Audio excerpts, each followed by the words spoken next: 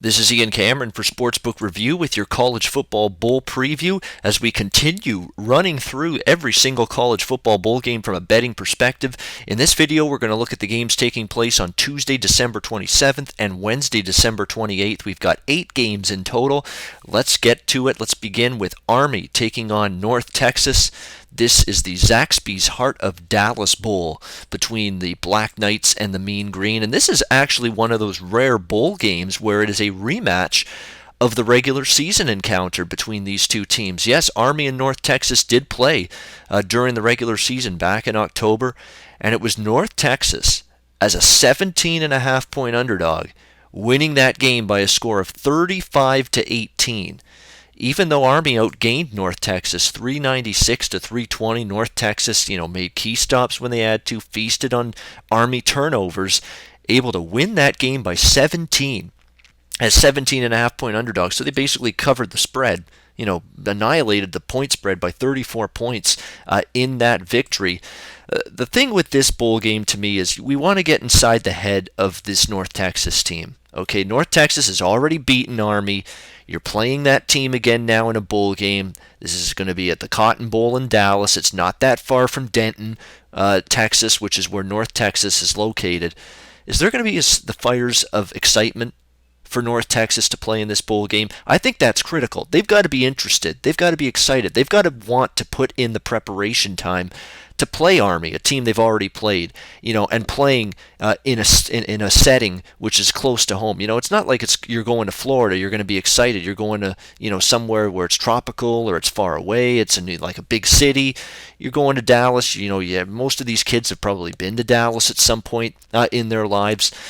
You just got to make sure that prior to this game kicking off next Tuesday, you want to get inside the head of North Texas and their players. Are they excited to play a team they already beat by 17?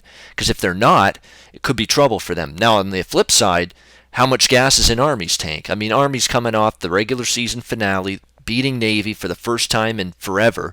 Hell is frozen over, it seems, with Army finally getting a win over Navy in that annual battle between those two service academies. So you just wonder, is the letdown factor in play here for this Army football team? Are they going to be excited to play North Texas? You would think losing to North Texas during the regular season the way they did will have them excited. But you definitely want to get in the heads of these players somehow, and maybe try to find out in articles, previews, whatever people that are covering this game can tell you about just where Army is in terms of, are they just, going to come into this game with a little bit of a hangover from beating Navy. That's the key. I think more than the matchups on the field, it's going to be a key. We know North Texas, if they're excited, they've faced this triple option before. It's obviously not something that's going to faze them. That's going to be an advantage for them, but it is Army in revenge. I would still think I would lean to North Texas here, plus 10.5. Army's just not a team I'm comfortable laying double digits with, especially because you just don't know after that huge, massive win against Navy if this team's going to come back with a big-time effort here in their bowl game. So that's definitely something you want to be interested in and look into the motivation angles on both of these teams prior to this bowl game. Next one, we've got Wake Forest taking on Temple, the Military Bowl in this one. And the Temple Owls, of course, are one of those teams you've got to be a little bit careful with here in bowl season. It's a team that's obviously undergoing a coaching change. Matt Rule leaving Temple, taking the Baylor head coaching job. Jeff Collins takes over as the Florida Gators defensive coordinator, taking over as the head coach of this Temple team.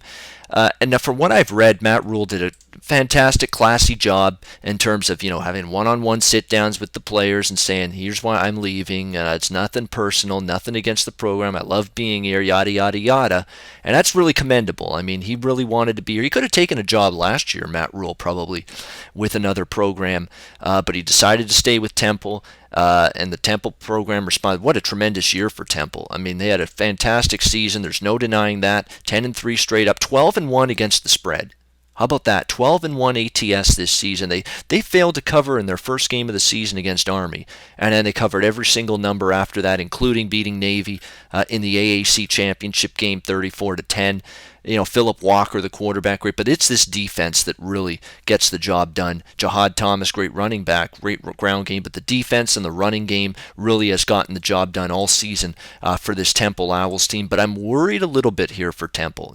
Matt Rule said all the right things, but there's got to be some degree of disappointment that Matt Rule's gone. Players really played their asses off for him. Always gave him a great effort week in and week out. And now the transition now to a new coaching staff, they got to be a little bit careful here with laying this kind of number here with Temple. And then Wake Forest, on the other hand, obviously most people have known or have heard by now about the scandal that happened. The former Wake Forest radio analyst of all their games was basically giving inside game plan information to the opponents, namely Louisville, in a game a couple of years ago. Wake Forest apparently found out enough evidence to linking that radio analyst to giving opposition teams classified information, inside information about Wake Forest and their team. They ended up firing him, obviously, once they found out. And it's a very interesting dynamic that whole situation brings to this game. You don't want to make it sound like Wake Forest stunk for the last few years only because of this scandal, that this asshole was basically giving the other team inside classified game plan information on Wake Forest. It's not just obviously that, but it obviously had an effect to some degree. I mean, basically the other teams knew in a lot of Wake Forest games what Wake was going to do, what their plan was, and they were able to practice and game plan for it. That's a big-time detriment to Wake Forest's ability in the last few years to win games. So you just have to wonder now, with that cloud gone, is there a little pep in the step of Wake Forest now coming into this bowl game? And for Dave Clawson, the head coach, now we've got this thing that just came about that we've had our efforts undermined by this jackass who is an alum of Wake Forest, a radio analyst, trying to make it look like he's supporting us and on our side, and all the while he is trying to get either financial gain or personal gain, or trying to settle a vendetta or of some kind against the university by giving the other team information on Wake Forest. Just that fascinating dilemma that brings to this bowl game here. And to me, when you look at these, obviously Temple's great defensively, Wake Forest a little spotty offensively. John Wolford, the quarterback, was banged up throughout the year. But Wake Forest defensively, pretty good football team. I mean, Wake Forest only gave up 4 yards per carry. That's very good considering Temple likes to run the football more than throw it. So it could be a good matchup. They only gave up 155 rushing yards per game. That's only 20 yards more rushing approximately than what Temple gave up. I just look at this as maybe a little bit of an inflated point spread, maybe a little bit of a boost of adrenaline for Wake, based on the fact that, hey, this idiot now analyst is out of the program now, off the radar completely now. We got rid of him. We've settled this thing. Maybe now they have a little bit of a chip on their shoulder, Wake, to prove themselves here in this game. And Temple, saying all the right things, Matt Rule, him departing, but somehow I think Temple might be a little bit, distracted. And look at where this game's going to be played. It's in Annapolis, Maryland, so close to where Temple's located. This is not a big-time, exciting trip for this team. So how, in terms of enthusiasm for this game, I'm concerned that it may not quite be as strong for Temple as it is for Wake Forest. We'll get back to this game when we do the video best bet at the end of the video, and I think you know where I'm going. Washington State, Minnesota, next game, the Holiday Bowl. Usually it's a high-scoring game. This one probably will be. Total of 60-61. Should see some points scored. Obviously, we know what the situation is with Minnesota. 10 players suspended, sexual assault allegations. The players threatened to boycott this bowl game as well. They put that boycott to rest. And eventually agreed to play the Holiday Bowl despite the 10 player suspensions. But you have to worry for Minnesota. It's thrown off their preparation time. They're going to get much less time to practice, to prepare. And when Minnesota's practicing for this bowl game, they don't have players to emulate what Washington State does in their air raid passing attack. They just don't have the athletes and the personnel to basically figure out, here's what Washington State's do. Let's emulate that and try to get a good bead on how to stop them. No, they don't have the athletes to do that. They don't have the receivers or the depth at that position to do that. So not only is the practice time dwindled because of the suspensions and the boycott that went on, you don't have the players to emulate what Washington State does. And the making matters worse is of the players that got suspended, Two starting corners got suspended for Minnesota. Keontae Harden, Antoine Winfield Jr. out. Ray Buford, Antonio Chenot, two backup secondary players also suspended. Who's going to defend this prolific passing attack led by Luke Falk in this bowl game? This Cougars offense could absolutely shred this secondary that's just decimated due to these suspensions. It's a horrendous matchup. It's the worst area you could ask for suspensions when you're taking on this Washington State team. Just absolutely abysmal timing. Luke Falk, 4,200 passing yards, 71% completion rate, 37 touchdowns, just 10 interceptions. And they ran the football better than usually Mike Leach teams run it, with Jamal Morrow, James Williams, Gerard Wicks, a good running back trio. And Washington State's defense was much better this year, and they faced some pretty good offenses in the Pac-12. Oregon can move the ball, Washington move the ball, Colorado can move it, Cal can move it, Boise State in the non-conference schedule for Washington State, that's a good offense they faced. Minnesota's offense, no disrespect to Mitch Leidner, decent quarterback, but it's a plodding offense. It's not going to be quite as tough as some of the offenses that Washington State had to face during the Pac-12 season.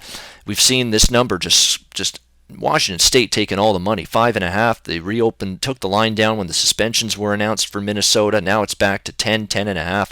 Still, I could only endorse Washington State. I mean, I think it's a terrible matchup for Minnesota. Who the hell knows how excited they are to still keep playing this bowl game. So it's Washington State or pass for me. Baylor taking on Boise State. This one is going to be the Cactus Bowl in Arizona. I don't want Baylor. Okay, I don't want Baylor at all. Who knows if they're going to show up for this game. Jim Grobe's on his way out. I would be willing to bet a prop that says Jim Grobe will never, ever step foot in Waco, Texas, or ever look at Waco, Texas on a map ever again following this bowl game. Not going to happen. He just wants to forget this coaching experiment ever happened. He was nothing more than a stopgap. They just used him until they found the right guy. And, of course, Baylor's now hoping they found that right guy in Matt Rule, hiring him from Temple. We'll see if it works out. But I just don't know if this mindset's going to be there for Baylor. It's a lame duck coach. It's been a brutal season for them. As the transition from Art Briles now to the new coach, Matt Rule, goes on. Coaching change in the mix. And Boise State, I definitely am interested in laying 7.5 with them. The problem is Boise was not as good this year. This was a good Boise team, but it wasn't a great Boise team, and it wasn't a dominant Boise team.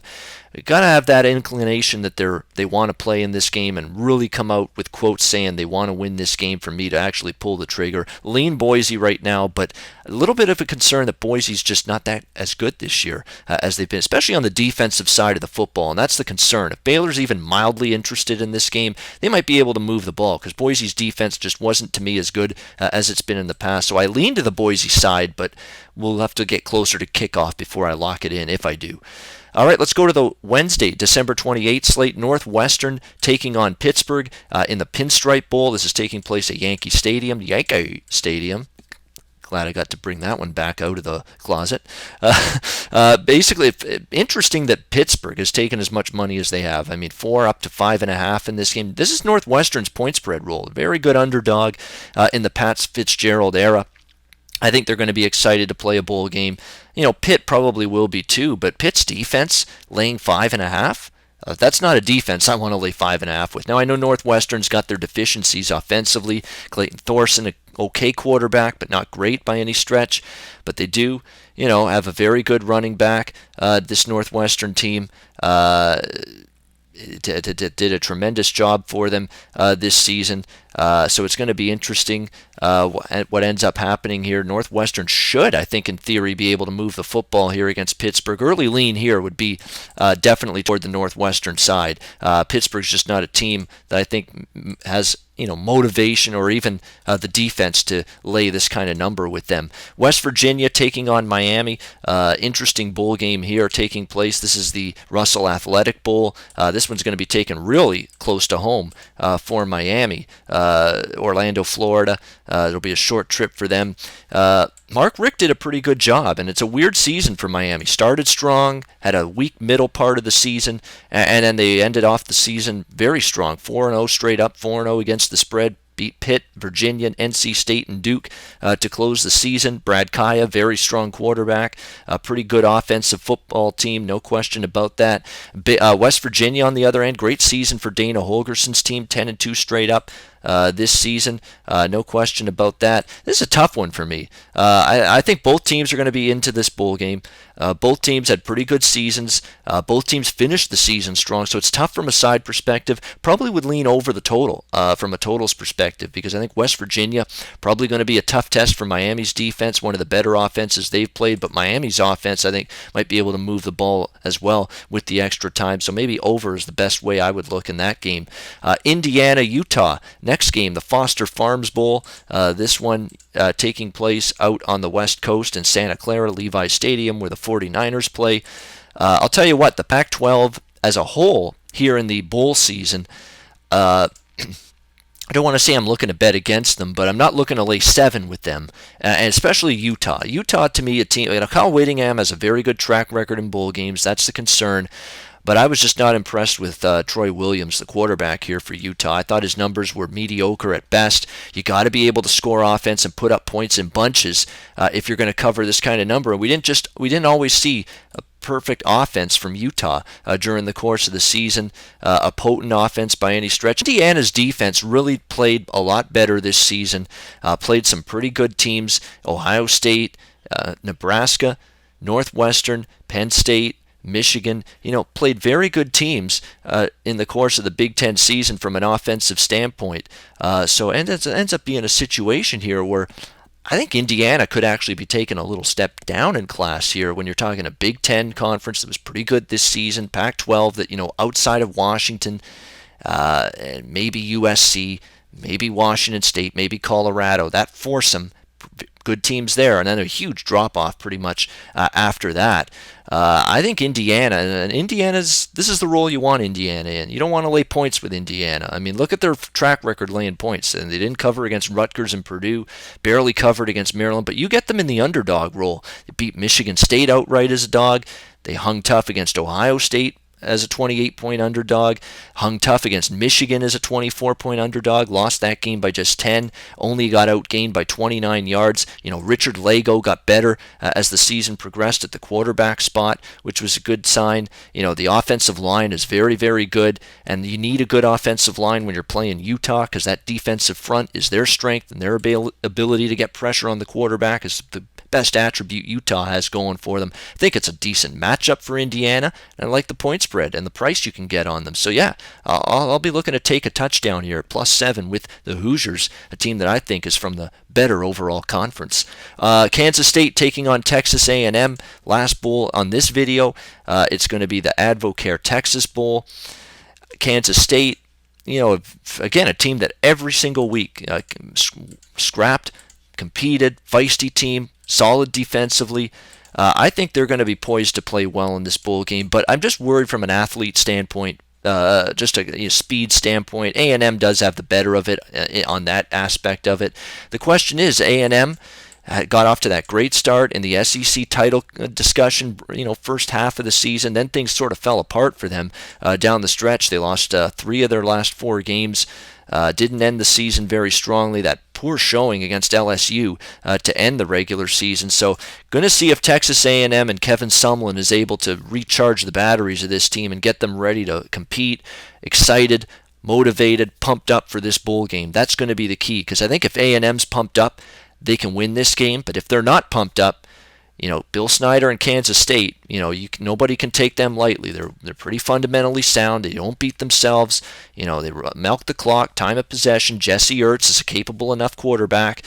They can beat Texas A&M if A&M's a little bit disappointed to play in this bowl game. So I think getting inside the heads of the Aggies is going to be the key to unlocking the point spread winner in this game.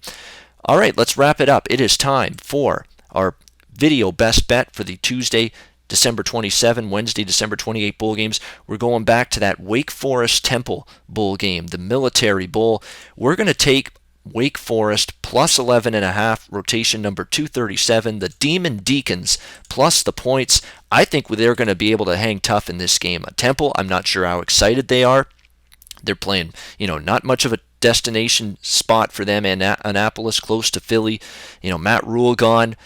Is that motivation there to play well? And I think Wake Forest, after that whole scandal blew over, this is going to be a team that's going to want to prove themselves and say, hey, this idiot radio analyst is gone that was feeding other teams information about us. Now we can go out there loose, confident, relaxed, and ready to make a statement. I think Wake Forest, and they're a good defensive team, and when you can get a solid enough defense like Wake Forest catching double digits as underdogs, that's always interesting to me. Let's go with Wake Forest plus 11.5 against Temple in the Military Bowl. That's your video best bet in the college football preview for Tuesday and Wednesday's games. All right, that'll wrap it up. I'm Ian Cameron for Sportsbook Review. Research before you bet. Be sure to check out SPR Picks for the best game predictions, breakdowns, and much, much more.